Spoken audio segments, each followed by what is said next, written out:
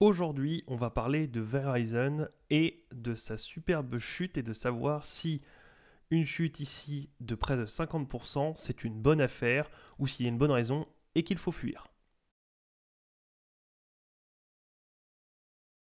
Alors Verizon, c'est une entité dans les télécommunications et du coup, ça fait quelques mois maintenant qu'elle subit une forte chute. Depuis environ décembre 2020, on le voit qu'elle a atteint un plus haut et on a eu une descente aux enfers. Alors là, on est en mensuel, donc il y a eu quand même des rebonds, mais on voit bien que sur du long terme, on est descendu à 33 $ l'action, ce qui est quand même un des plus bas atteints depuis 2010. Donc on a retouché ici en 2011, mais on n'avait jamais eu ça. Donc à savoir si c'est une bonne opportunité, un peu comme ici ça l'était et qu'on est remonté, ou si c'est un dossier pourri et que du coup là quelque chose a changé ou le marché s'est rendu compte de quelque chose et que ça va descendre. Ça peut aussi être le fait que le marché pendant une future période plus ou moins longue, mettons 2, 3, 4, 5, 10 ans, va peut-être favoriser un autre secteur d'activité et c'est peut-être ni l'un ni l'autre, c'est peut-être pas que c'est une très bonne entreprise et personne n'a rien compris ou une très mauvaise entreprise avec des problèmes, c'est peut-être juste aussi, comme il y a des fois des cycles, on peut des fois favoriser par exemple des minières et des entreprises, des industries, alors que des fois on favorise la tech. Donc ça peut aussi être ça. Mais l'idée est de le savoir, de savoir pourquoi, comme ça on peut savoir si on peut se placer ou non. Donc on va regarder les screeners et voir déjà si c'est une bonne entreprise.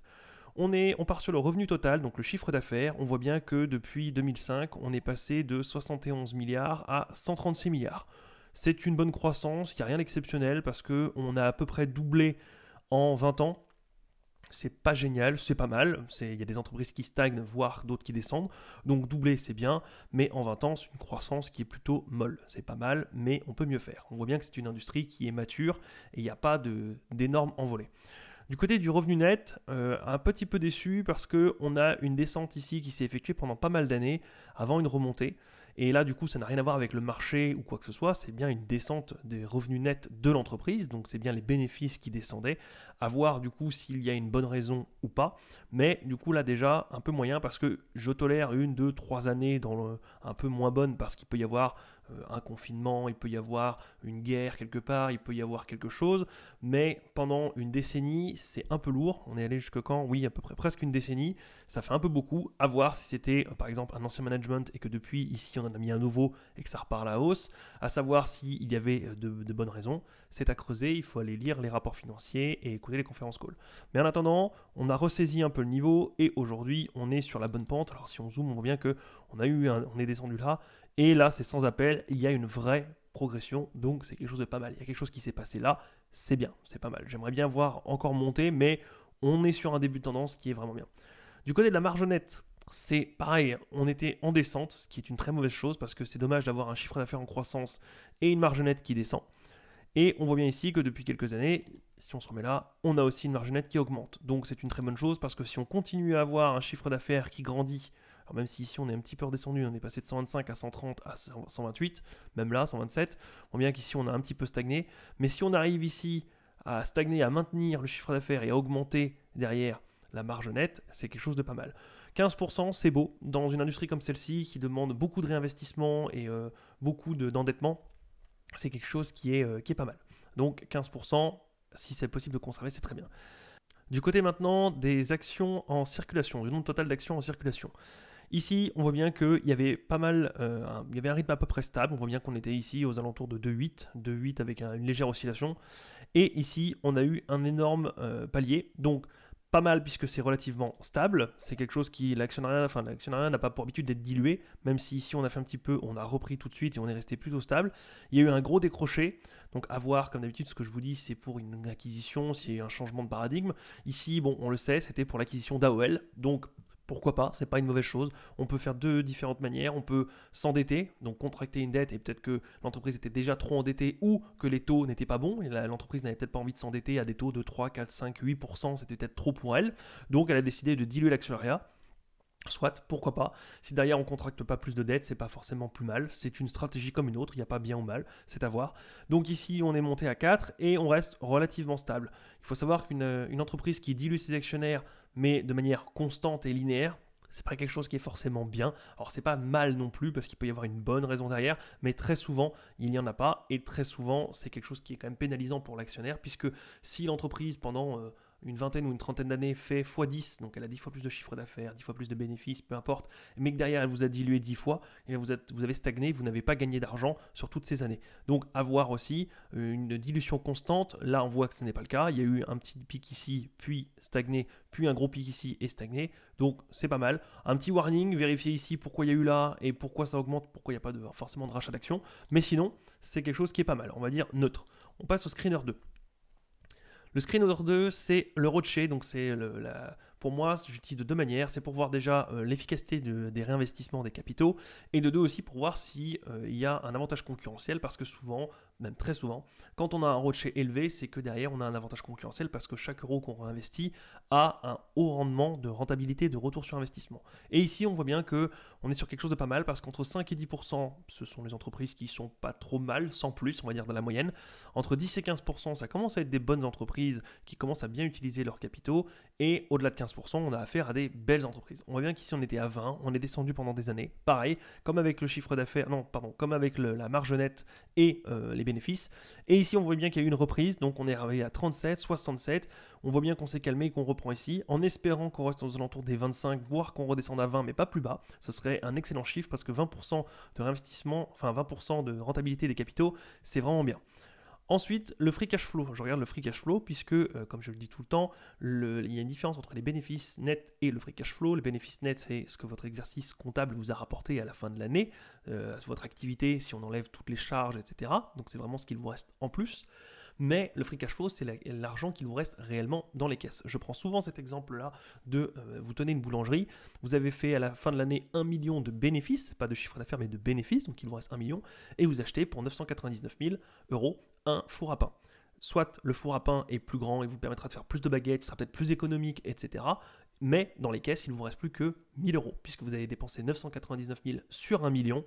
Donc oui, c'est un investissement, oui, c'est une bonne nouvelle, vous allez pouvoir augmenter votre production, et si c'est dans une stratégie d'agrandissement de votre boulangerie, c'est une très bonne chose. Il n'empêche qu'à la fin de l'année, il vous reste que 1 000 € dans la caisse.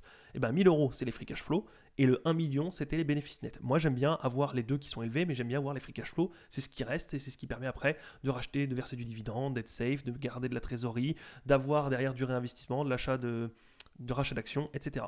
On voit bien qu'ici, c'est en constante augmentation. Il y a eu un décroché ici, mais on voit bien qu'on est sur une trend haussière, c'est pas mal.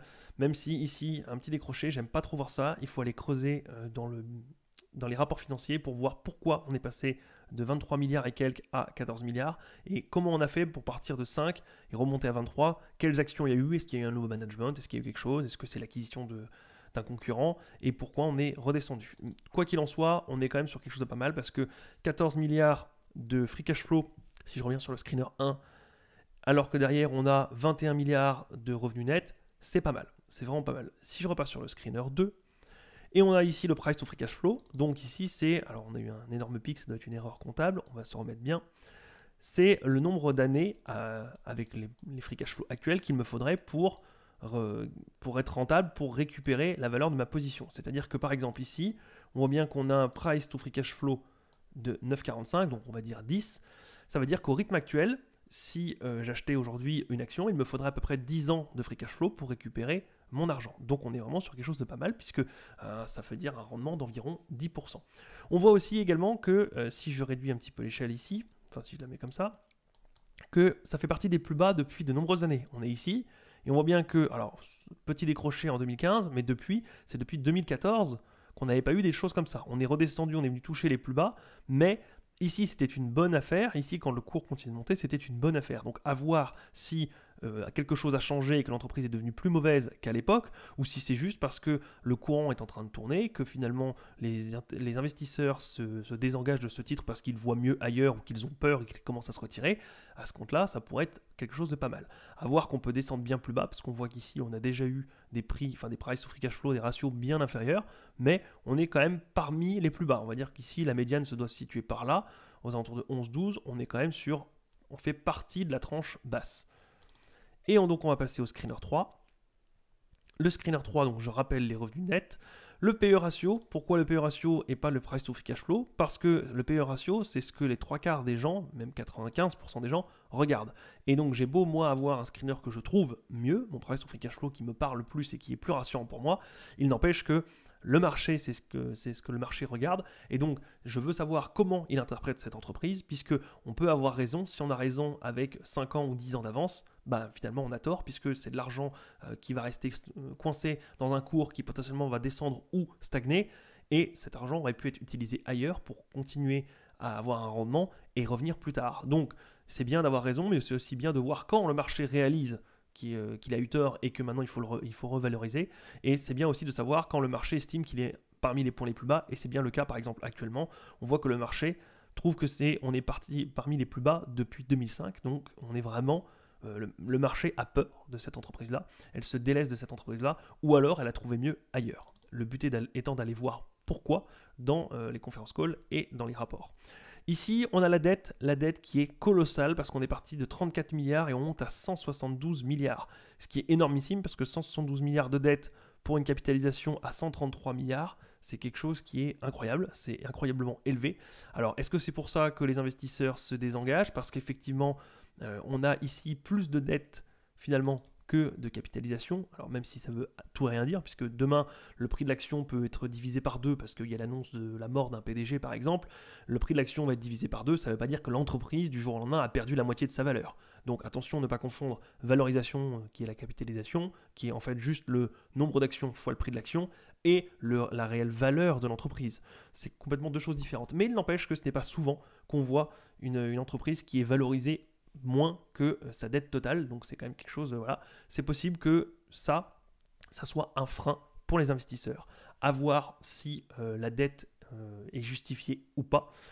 En lisant les conférences calls, enfin en écoutant les conférences calls et les rapports financiers, vous verriez que oui, en fait, c'est une dette qui est justifiée, tout simplement parce que c'est dans les installations qui sont extrêmement coûteuses, tout le réseau, les antennes, etc.